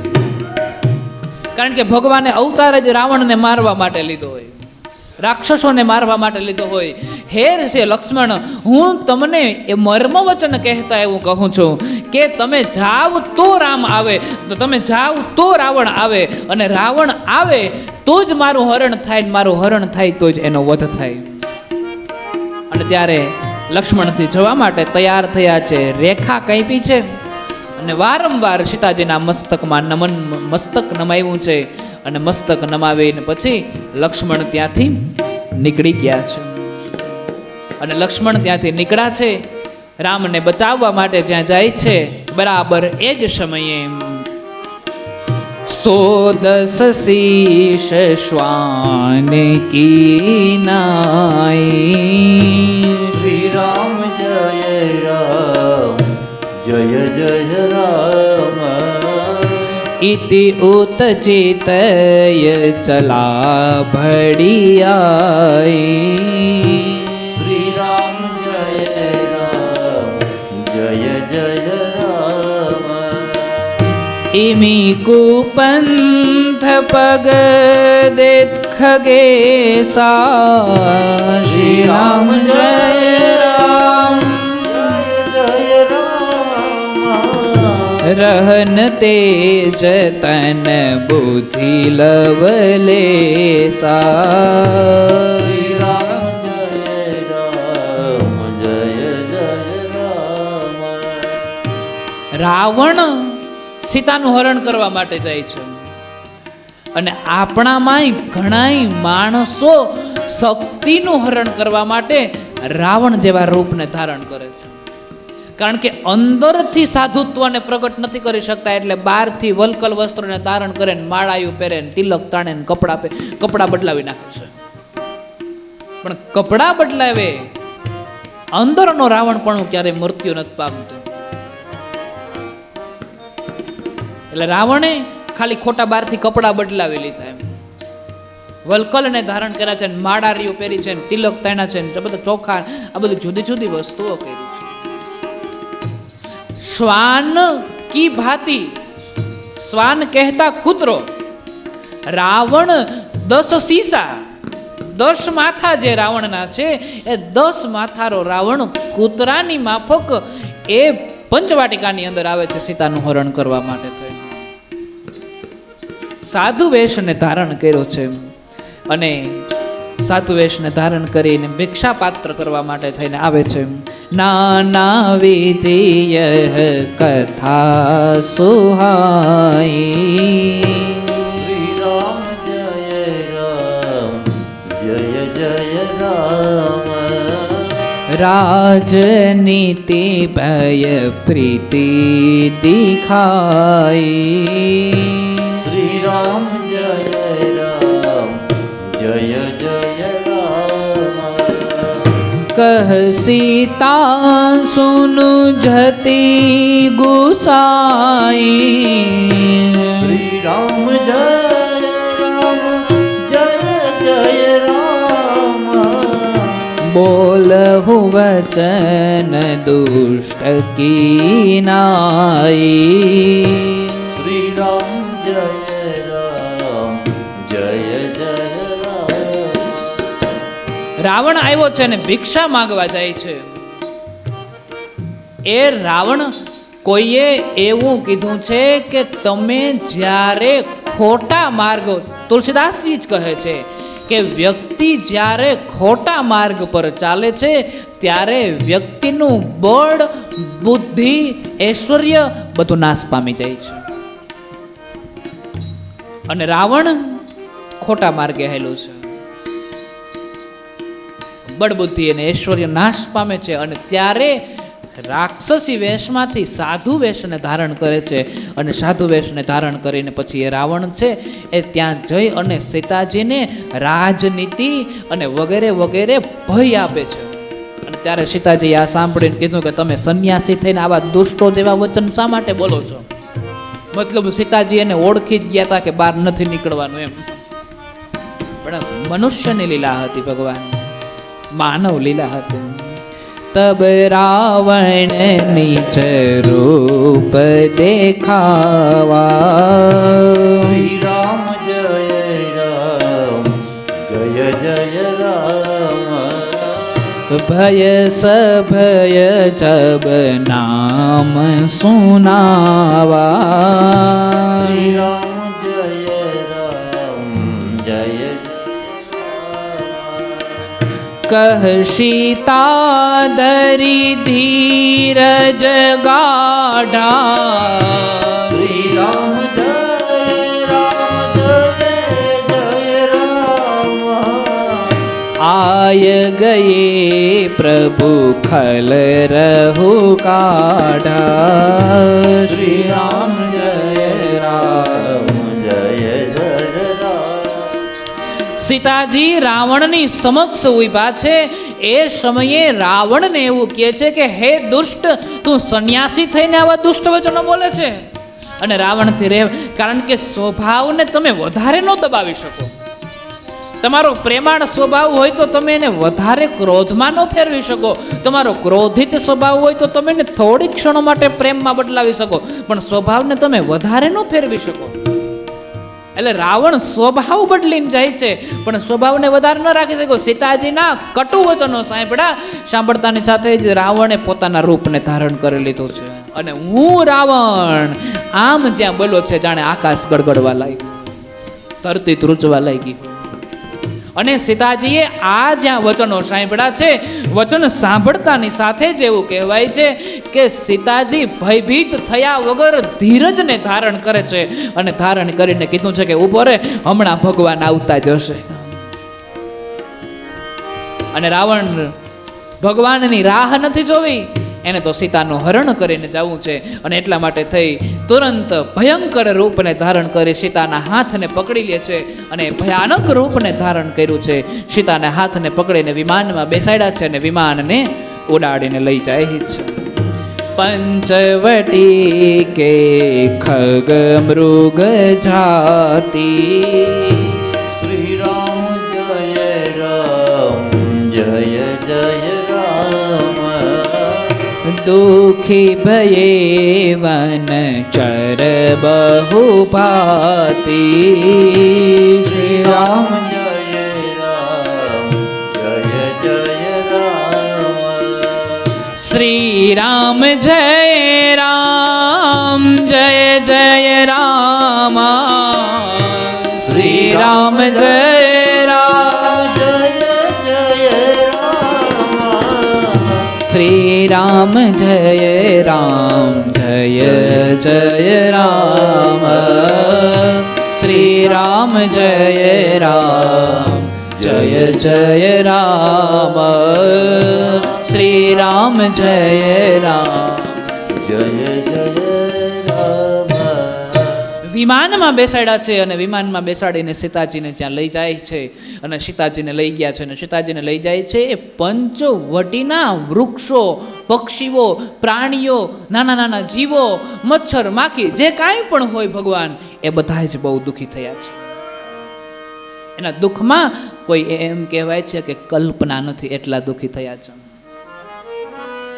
લક્ષ્મણજી જ્યાં રામની સમક્ષ જોવે છે તો રામ તો એકદમ સુંદર રીતે જીવિત છે અને રામે લક્ષ્મણને જોયા એટલે રામે લક્ષ્મણને કીધું કે ભાઈ ત્યાં અહીંયા આવીને બહુ ખોટું કર્યું છે, આપણું બધું લૂંટાઈ જવાનું છે. અને દોડીને જ્યાં ગયા છે, આશ્રમ દેખી જાનકી ના ભયે બિરગસ પ્રાત કધીના ભયે બિરગસ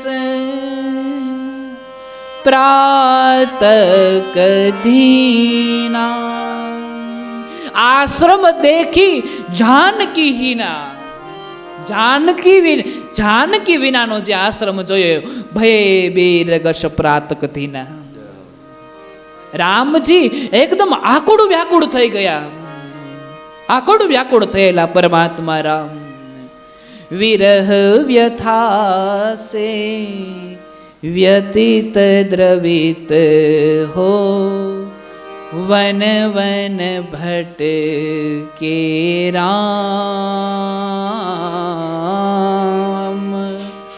વન વન ભટ્ટ કે રામ હો વન વન ભટ્ટ કે રામ વન વન ભટ્ટ કે રામ વિરહ વ્યથા સે વ્યતીત દ્રવિત હો. વનની અંદર, જંગલોની અંદર જાય છે, જોવે છે ક્યાં છે સીતા, ક્યાં છે સીતા, ક્યાં છે સીતા, ક્યાં છે સીતા. વન વન ભટકે રામ, આમ ચારે ઓર નજર કરીને જોવે છે સીતા ક્યાં છે, સીતા ક્યાં છે, સીતા. લક્ષ્મણજીને કીધું કે હે લક્ષ્મણ, આ ખોટું થયું છે કે તું મારી સાથે મને મળવા માટે આવ્યો છું. કુંજન મહિના સરિતા તીરે વિરહ વિકલ રઘુવીર યધીરે હે ખગ મૃગ હે મધુકર નૈની तुम देखी सीता मृगनैनी तुम देखी सीता मृगनैनी. હે ખગ, હે મૃગ, હે વૃક્ષો, હે પહાડો, હે નદીઓ, હે ઝરણાઓ, સીતાને ક્યાંય જોઈ છે? અહીંથી જતા જોઈ, અહીંથી વનરાયો પાસે બોલાવે છે રામ કે તમને ખબર છે, તમને ખબર છે. વૃક્ષોને પૂછે, જમીનને પૂછે, પક્ષીઓને પૂછે. સીતાજીને જોયા છે, સીતાજીને જોયા છે, સીતાજીને જોયા છે. અને ત્યારે ક્યાંયથી જ્યાં દૂર દૂર સુધી એંધાણ નથી મળતા, આકુળ વ્યાકુળ પરમાત્મા બન્યા છે. ફાગુન બાની જાનકી સીતા રૂપશીલ વ્રત નેન પુનીતા प्राणाजिक घनिष्ठ सने कबहु न दूर भई वैदेही कबहु न दूर भई वैदेही પ્રાણથી પણ વધારે જે પ્યારી સીતા છે મારાથી વૈદેહી ક્યારેય પણ દૂર નથી થઈ. અને ખગમૃગ હે મધુકર નેની, હે મધુકર નેની, હે વૃક્ષો વૃક્ષલતા સે જાકે તાકે. વૃક્ષોને પૂછે છે, લતાઓને પૂછે છે, તુમ દેખી સીતા મૃગ નેની, तुम देखी सीता मृग नैनी. श्री हरि जो श्रीहीन सिय बीना ऐसे लागे राम, ऐसे लागे राम. લક્ષ્મી વિના હરિ કેમ લાગે એમ સિયા વિના રામ લાગી રહ્યા છે. હે સીતા, હે સીતા, હે સીતા શોધી રહ્યા છે. વળી થોડી વાર થાય, પાંદડાઓને પૂછે, વૃક્ષોને પૂછે, લતાઓને પૂછે, ડાળીઓને પૂછે, ક્યાં છે, ક્યાં છે, ક્યાં છે. કરતા કરતા આગળ વધ્યા છે. જટાયુ સાથે મુલાકાત થઈ. જટાયુ સાથે મુલાકાત થઈ. આ જટાયુ સીતાનું હરણ થઈને જ્યારે જતું હતું ત્યારે જટાયુ રામ સાથે યુદ્ધ કરે છે, રાવણ સાથે યુદ્ધ કરે છે અને રાવણ જટાયુની પાંખો કાપી નાખે છે. પૃથ્વી ઉપર પડેલો જટાયુ એકદમ મૂર્છિત જેવી અવસ્થા હતી અને ભગવાન એ સમયે જટાયુની રક્ષા કરે છે. ખોળામાં બેસાડીને પૂછે છે કે મરવું છે કે જીવવું છે. અને ત્યારે જટાયુએ એવું કીધું કે સીતાને બચાવવા માટે મોત આવતું હોય તો એનાથી ઉત્તમ મોત જગતમાં બીજું કયું હોય. અને ત્યારે મેં તમને કીધું એ પ્રમાણે જટાયુના મુખ ઉપર ધૂળ ચોંટી હતી. ભગવાને એની જટા વડે એ સમયે એ મુખ ઉપરથી ધૂળને સાફ કરી. ભગવાનની એટલે કે ઈશ્વરની જટા સ્પર્શ થાય ત્યાં સુધીની આયુ એટલે જટાયુ. ઈશ્વરની જટા સ્પર્શ થાય ત્યાં સુધીની આયુ એટલે જટાયુ. પછી જટાયુનું મૃત્યુ થયું છે. ભગવાન ત્યાંથી આગળ વધ્યા છે અને આગળ વધ્યા છે અને એક નગરી આવી છે અને ત્યાં સુંદર રીતે જ્યાં જોયું છે એક સુંદર આશ્રમ છે. એ આશ્રમમાં શબરી રહે છે. આશ્રમના વૃક્ષો, લતાઓ સર્વસ્વ બોલે છે રામ રામ રામ રામ રામ. અને રામ રામ કરતા જ્યાં રામ ત્યાં પધાર્યા છે, પધારતાની સાથે જ શબરી એના ચરણ પ્રાપ્ત કરી લે છે, ચરણ પકડી લે છે અને હાથ જોડીને કહેવા લાગી છે અધમ તે અધમ અધમયતિ નારી તીન મહ મે મતિ મંદ ગવારી કહ રઘુપતિ સુનો ભામિની બાતા માનો એક ભગતિ કર નાતા. અધમતી અધમતે અધમતી નારી. હે ભગવાન, હું કંઈ જાણતી નથી, મને કંઈ ખબર પડતી નથી, મારાથી કંઈ સ્પર્શ થાય નહીં, મારે કોઈને અડાય નહીં, મને અબડતો અબડછટ લાગી જાય એવી અધમથી અધમ અધમ નારી છું. તમારા ચરણને સ્પર્શ કર્યા છે ભગવાન, મને માફ કરી દેજો તમે ક્યાંક. અને ત્યારે ભગવાને કીધું છે કે હવે સબરી ચૂપ રે, તારે કંઈ બોલવાનું નથી, હવે જે કંઈ બોલી એ હું બોલીને તારે સાંભળવાનું છે. અધમતી અધમતે અધમતી નારી.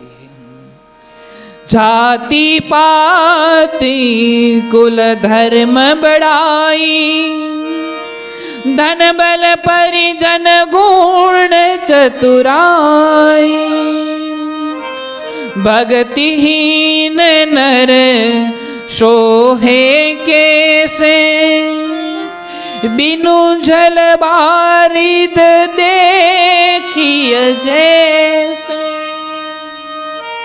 जाति पाति पंक्ति कूड़ धर्म श्रेष्ठता द्रव्य बળ કુટુંબ ગુણ તથા ચતુરાઈ સઘળી વાતો વડે એમ કહેવાય છે કે યુક્ત એવા પરમાત્મા કહે છે કે આ જગતમાં મને બધા સરખા છે, આ જીવને કોઈ જાતિ નથી, મને બધા જ સરખા છે। અને એ સમયે જ્યારે એવો સમય હાલતો હતો કે એના એઠું ન ખવાય એવા વ્યક્તિઓ જે વાસણમાં ખાઈ લે એ વાસણ ધોઈ લીધા પછી પણ એ વાસણમાં ન ખવાય, એ સમયે ભગવાને સબરીના એઠા બોર ખાતા હતા, જ્યારે એ સમય હતો। અને પરમાત્મા સબરીને કહે છે કે સબરી તારે અત્યારે કાંઈ બોલવાની જરૂર નથી, જે કાંઈ પણ બોલવું છે એ હું બોલીશ। અને ત્યારે ભગવાન નવધા ભક્તિનું વર્ણન કરીને સબરીને સમજાવે છે। અત્યારે સંક્ષિપ્તની અંદર આ ભક્તિનું વર્ણન કરીને સમજાવું છું, બાકી વિસ્તારથી તુલસીદાસ જે ચોપાઈઓ ગાય છે એ ચોપાઈને આપણે આવતીકાલે સાંભળીશું, પણ સંક્ષિપ્તમાં અત્યારે સમજાવું છું। પ્રથમ ભગતિ તન કર સંગા, दूसरी रति मम कथा प्रसंगा। पहली भक्ति सबरी कई छे सत्संग, दूसरी रति मम कथा प्रसंगा। ભગવાને નવ ભક્તિનું વર્ણન કર્યું છે, નવધા ભક્તિનું વર્ણન કર્યું છે, અને એમાં કીધું છે સત્સંગ, કથાના હર પ્રસંગોમાં પ્રેમ, ગુરુ સેવા, ભગવાનના ગુણગાન, મંત્ર જપ, અતિ પ્રવૃત્તિ છોડી દેવી અને ભગવાનના રૂપને માનવું, જે ભગવાનમાં સંતોષ કરે, જે મળે એમાં ભગવાને ટૂંકમાં જે આપ્યું, જે મળે એમાં સંતોષ કરવો, અને નવમું છલ વગરનું જીવન જીવવું। આ નવ ભક્તિ દર્શાવી છે, એમાંથી ભગવાને 8 ભક્તિમાં શરત મૂકી છે, એક ભક્તિ શરત વિનાની દીધી છે। એમાં જે પ્રથમ ભક્તિ છે જે સત્સંગ, એ સત્સંગમાં કોઈ પણ પ્રકારની શરત નથી મૂકી, પણ બાકીની જે 8 ભક્તિઓ છે એમાં શરત મૂકી છે। એમાં પ્રથમ ભક્તિ છે સત્સંગ, એમાં કોઈ શરત નથી, પણ બીજી જે ભક્તિ છે કથાના હર પ્રસંગને સાંભળવા, પણ કઈ રીતે, એ પ્રસંગમાં પ્રેમ હોવો જોઈએ એ રીતે સાંભળવા। ત્રીજી ભક્તિને દર્શાવી છે કે ગુરુની સેવા કરવી, પણ કઈ રીતે, વિનમ્રતાથી સેવા કરવી। મનમાં ભાવ ન આવી જવો જોઈએ કે હું છું એટલે મારા ગુરુનું હાલે છે, એવો ભાવ ન હોવો જોઈએ। હું ગુરુને દઉં છું ત્યારે ગુરુનો આશ્રમ હાલે છે, એવો ભાવનો, વિનમ્રતાથી, તું નહીં હોય તો કોક બીજો હે, પણ કોક તો હે। ગુરુની સેવા કરવી પણ વિનમ્રતાથી કરવી। ચોથી ભક્તિને દર્શાવતા કીધું છે કે ભગવાનના ગુણગાન ગાવા, પણ કપટ વિનાના, કપટ ના હોવું જોઈએ। એ પછી પાંચમી ભક્તિને કીધી છે કે મંત્ર જપ કરવો, પણ એ મંત્ર જપ કરતા સમયે એમાં વિશ્વાસ હોવો જરૂરી છે, ભરોસો હોવો જરૂરી છે। ભરોસા વગર ગમે એ કરીએ બધું ખોટું છે, એટલે મંત્ર જપ કરવો પણ એમાં વિશ્વાસ હોવો જરૂરી છે। પછી અતિ પ્રવૃત્તિને છોડી દેવી, એક ઉંમર થાય એ પછી અતિ પ્રવૃત્તિને છોડી દેવી, પણ નિવૃત્તિમાં પણ સારા કામ કરવા, કોઈ નડવું નહીં। ઘણા માણસ નવરા બેઠા હોય, નિવૃત્ત થઈ ગયા હોય, પણ પછી બધા નડા કરતા હોય, કારણ કે કંઈ કામ તો હોય નહીં, એટલે નિવૃત્તિમાં પણ સારા કામ કરવા, કોઈ નડવું નહીં। પછી વિશ્વના ભગવાનના સ્વરૂપની અંદર આખા વિશ્વને ભગવાનનું રૂપ માનવું, પણ જ્યાં સંત દર્શન થાય એને મારાથી વિશેષ માનવું। વિશ્વને ભગવાનના રૂપની અંદર દર્શન કરવું, પણ જ્યાં સંતોના દર્શન થાય એ સંતને મારાથી પણ વધારે ઉપમા આપવી, મારાથી પણ વધારે માનવું। પછી આગળની 8મી ભક્તિમાં કીધું છે કે જે મળે એમાં સંતોષ પ્રાપ્ત કરી લેવો, પણ જે ના મળે એમાં કોઈને કારણરૂપ પણ ના બનવું, કે આ હતો એટલા માટે ન મળ્યું, કે આવું હતું એટલા માટે ન મળ્યું। જે પ્રાપ્ત થયું છે એમાં સંતોષ રાખવો, અને જે નથી પ્રાપ્ત થયું એમાં કોઈને કારણ ન બનાવવા કે તમારા કારણે મને મળ્યું નથી. આપણા જ કર્મ ના હોય, આપણા જ ભાગ્યમાં ન હોય એટલે ન મળ્યું હોય. અને અંતે નવધા ભક્તિની અંદર છલ વગરનું જીવન જીવવું, પરંતુ કોઈ કપટ કરે તો આપણે એની ઉપર કપટ કરવો એવો ભાવના રાખવો. આપણે છલ વિનાનું જીવન જીવવું, અને કોક આપણી માથે કપટ કરે ત્યારે આપણે પણ એની માથે કપટ કરીએ એવો ભાવ ન રાખવો. ગધેડો માણસને લાત મારે અને પછી માણસ ગધેડાને લાત મારે તો બેમાં ફેર હું? બંને અંતર. ગધેડાને કાંઈ ફેર ન પડે, પણ આપણને જાજો પડી જાય. બેમાં ફેર કાંઈ નહીં. આવી રીતે નવધા ભક્તિને દર્શાવી છે. એ ભક્તિને વિસ્તારથી આપણે આવતીકાલે સાંભળીશું. સબરીના નાનકડા પ્રસંગને પણ આપણે આવતીકાલે સાંભળીશું.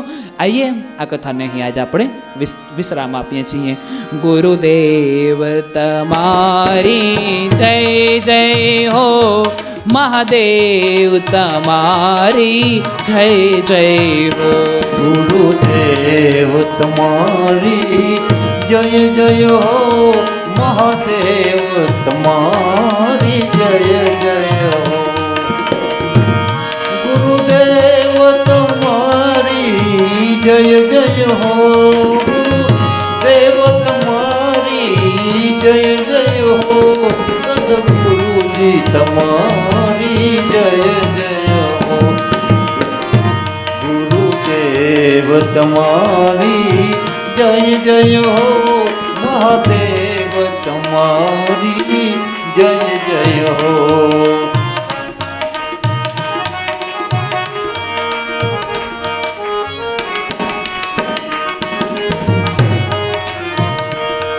સદગુરુજી તમારી જય જય હો.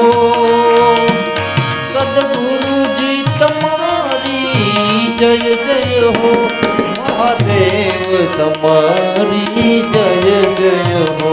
ગુરુદેવ તમારી જય જય હો, મહાદેવ તમારી જય જય હો.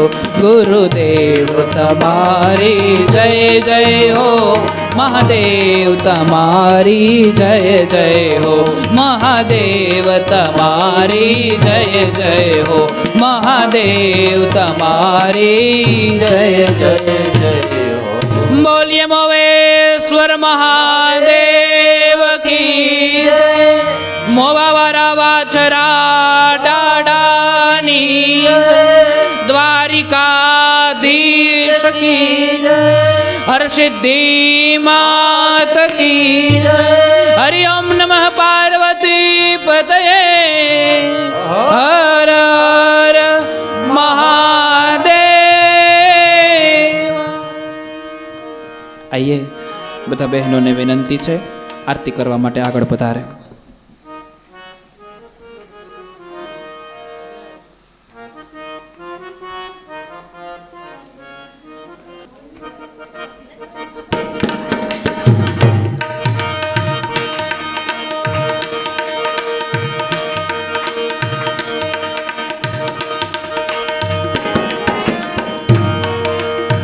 લાખ લાખ દીવડિયાની જ્યોત રે જગાવું. લાખ લાખ દીવડિયાની જ્યોત રે જગાવ. લાખ લાખ દીવડિયાની આરતી ઉતારો. લાખ લાખ દીવડિયાની આરતી ઉતારો. રામચંદ્ર સીતાજીની આરતી ઉતારો. રામચંદ્ર સીતાજીની આરતી ઉતારો. લાખ લાખ દીવડિયાની આરતી ઉતારો. લાખ લાખ દીવલડાની આરતી ઉતારો. ઉગડ કેરા ધૂપટ ખાતા દીવડા જગમગ થાતા રે. ગડકેરા ધૂપય પાતા દીવડા જગમગ થાતા રે. અયોધ્યામાં બેઠા બેઠા રામજી હર ખાતા રે.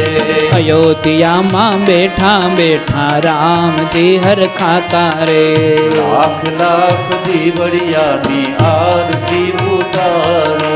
લાખ લાખ દીવલડાની આરતી ઉતારો.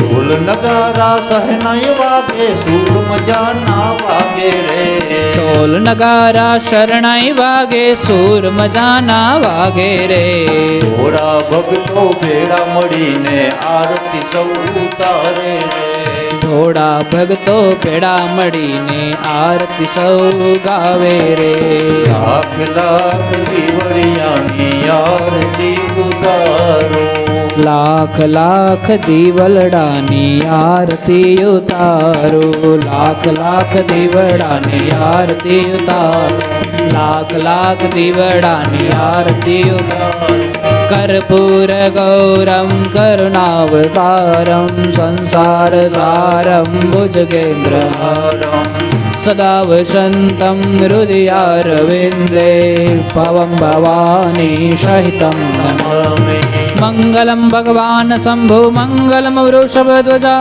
મંગલમ પાર્વતીનાથ મંગલાય તનો હરિ સર્વમંગલ માંગલ્યે શિવે સર્વાર્થ સાધિકે શરણ્યે ત્રંબકે ગૌરી નારાયણી નમોસ્તુતે નારાયણી નમોસ્તુતે નારાયણી નમોસ્તુતે નારાયણી નમોસ્તુતે બોલીએ મોવેશ્વર મહાદેવ કી જય રામચંદ્ર ભગવાન કી જય હરિ ઓમ નમઃ પાર્વતી પતયે હર હર મહાદેવ